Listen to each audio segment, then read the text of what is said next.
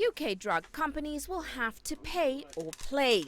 That's what a review led by former Goldman Sachs chief economist Jim O'Neill is proposing. And the aim is to tackle the growing threat of superbug infections. Everybody's got to get out of the comfort zone. One of the things that was striking when I started this is that the scientific knowledge of the few that know about it is pretty strong. So how come nothing has changed? And the answer is people don't want to get out of the comfort zone. So everybody's got to get out of the comfort zone.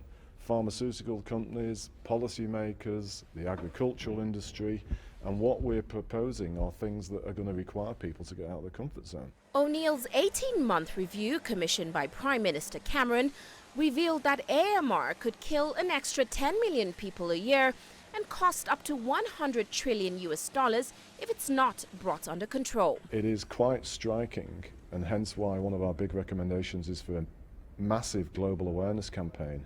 How few people are even aware that there is a problem called antimicrobial resistance. What we've done as a human species is to basically coat the world in antibiotics by our overuse and inappropriate use.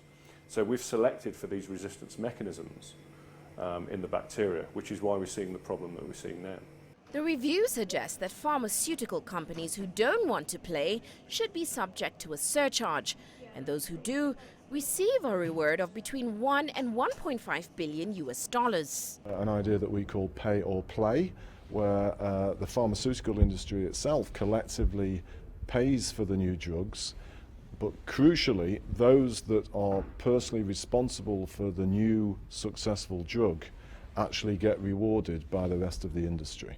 And we think that has some very interesting characteristics that have appeal. The drugs industry has hit back at the proposal, saying charging a levy would undermine goodwill.